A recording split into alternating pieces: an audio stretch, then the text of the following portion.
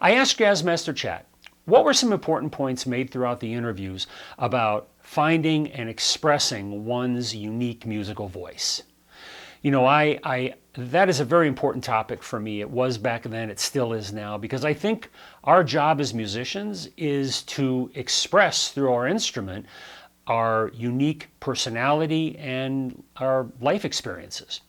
And Jazzmaster Chat returns 6 important points that were made throughout the interviews by various artists that I think emphasize this point really well. But before I share those 6 points with you, what is Jazzmaster Chat? This is Jazzmaster Chat, the 1 million word jazz AI. Using the transcribed Jazz Summit interviews of a couple years ago, plus the books I've written, primarily with Richie Byrick and Dave Liebman, I've created an interesting resource. It's an artificial intelligence that focuses on jazz, learning it, teaching it, performing it. Watch this one example of what it can do. So again, the question I asked was, what were some points made throughout the interviews about finding and expressing one's own unique musical voice? And after each point, I'm going to insert a short clip from one of the interviews that I think does a great job of reinforcing that point. 1. Dave Liebman stresses the importance of hard work, vision, and discipline in developing a unique musical voice. He suggests imagining the possibility of finding your voice, being objective and disciplined, stripping away obvious influences, transcribing oneself to discover unique elements in one's playing, and being creative with exercises and compositions to nurture those discoveries.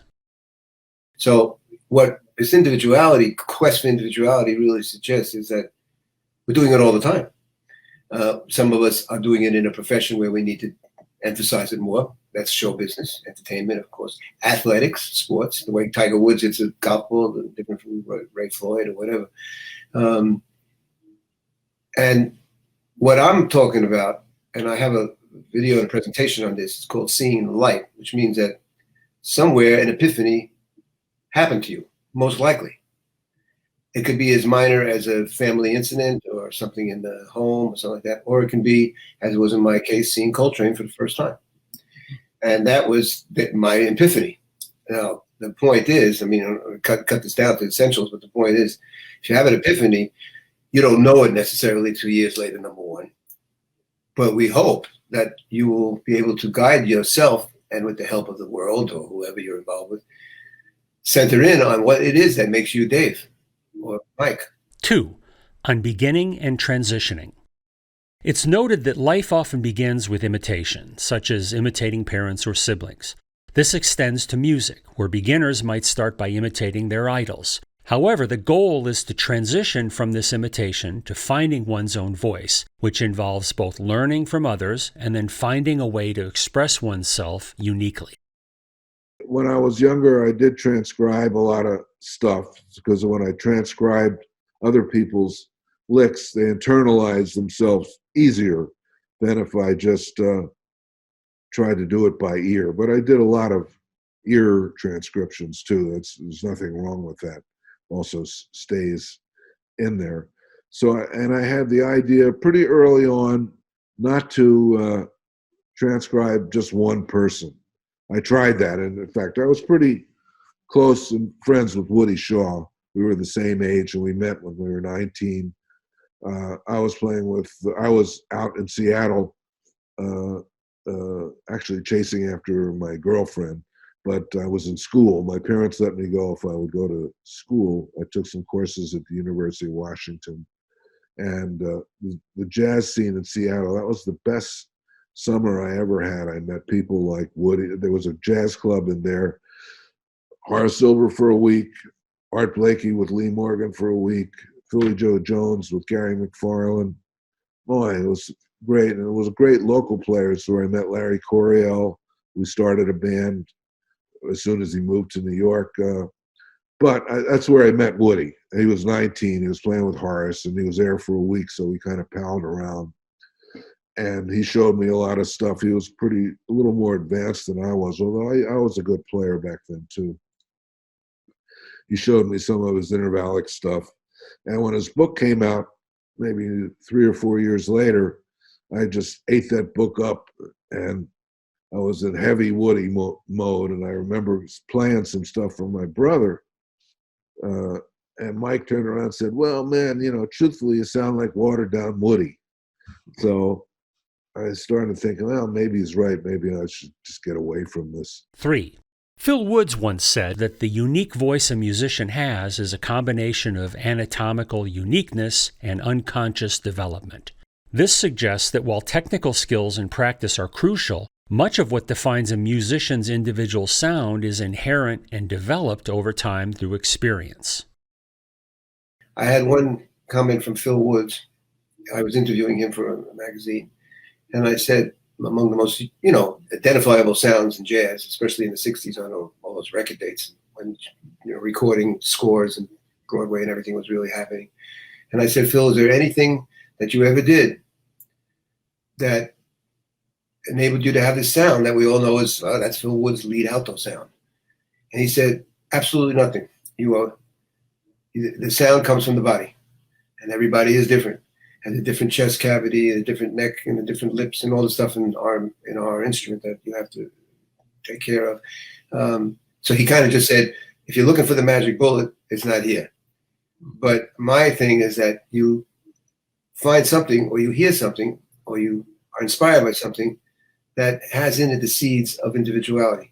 And your job is to, 1, identify it, 2, start developing, and 3, let's say, meaning it a different, publishing it, meaning the world should know about this. You are an enlightened being. You found what's yours, your home base you found, and you learned how to develop it, and you have a responsibility to get that into the real world. Now, of course, nobody's watching you and nobody's finding you if you don't do it, but it's kind of that's kind of the last part of the puzzle, finding it, exploring it, and presenting it.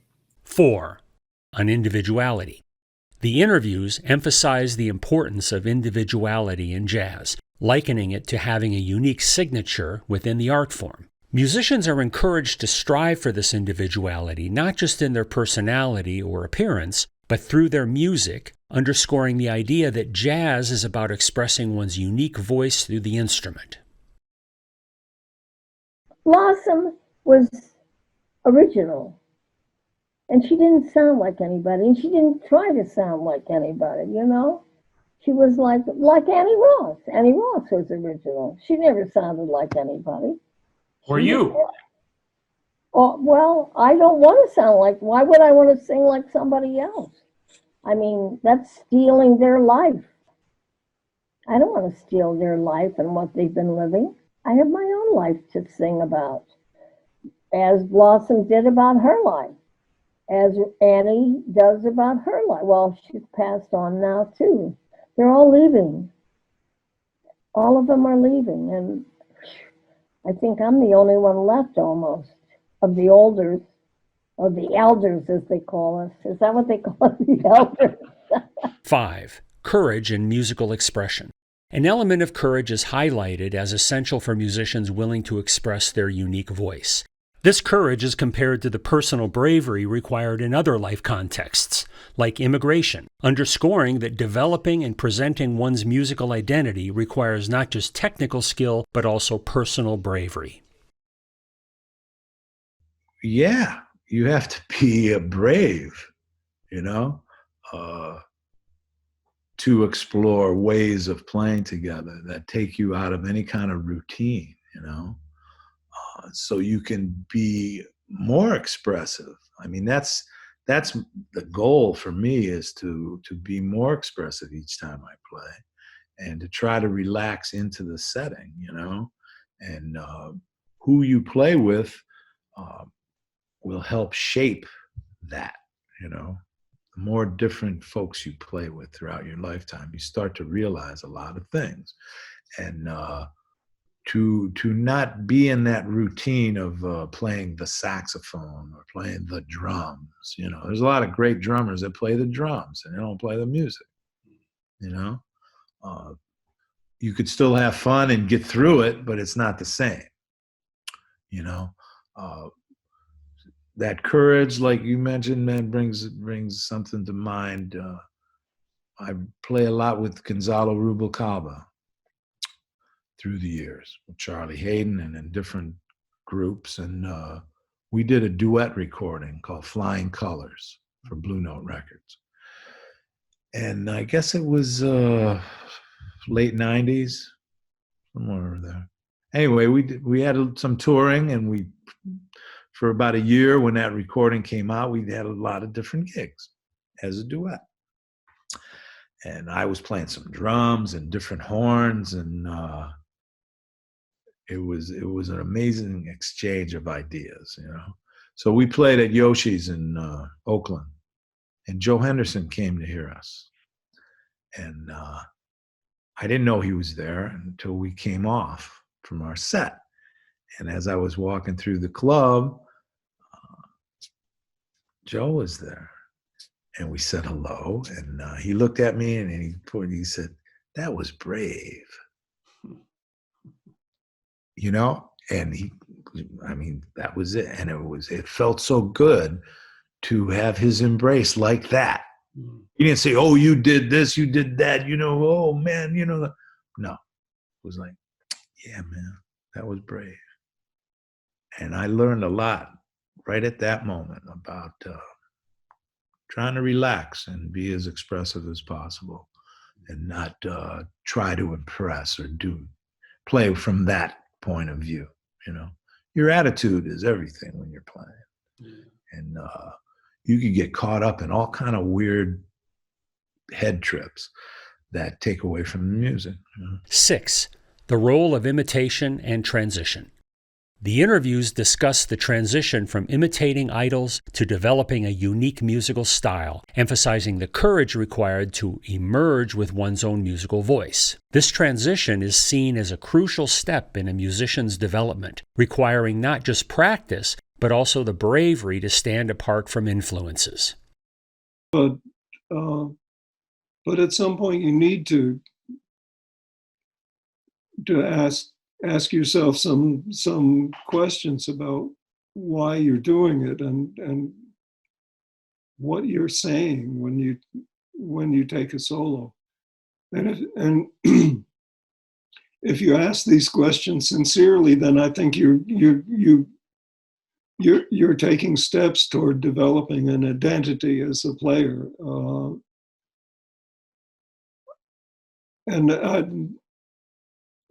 And of course that's what distinguishes the best of the young players. They're recognizable. They've somehow digested the the substantial body of information that's available to them and to everybody else who's in the same school, and use that information to say something, to sing a song, to tell a story, to apply this information to some avail, to some purpose, to change the world. The information in and of itself is not the point. The point becomes, once you've got the information, what to do with it, and that's a more difficult challenge than absorbing the information, I think, and that's also kind of the life's work part of it. I mean, maybe you won't find your own voice until you're in your 40s. I think that's essentially what happened to me. I remember talking to Bill Evans about this, and Bill felt the same way, that he was a late bloomer. And others would disagree, because he made some magnificent recordings that I don't know how old he was when he made the Village Vanguard recordings, but he was younger than 40. Mm-hmm. But everybody has his own pace, and you needn't be too critical of yourself or too demanding of yourself if you don't sound entirely original at the age of 20. Maybe you won't for a while. Maybe you haven't yet digested the information that's the considerable amount of information that you've got. These insights collectively highlight that finding one's own musical voice is a multifaceted process involving imitation, hard work, introspection, and the courage to express one's unique identity through music.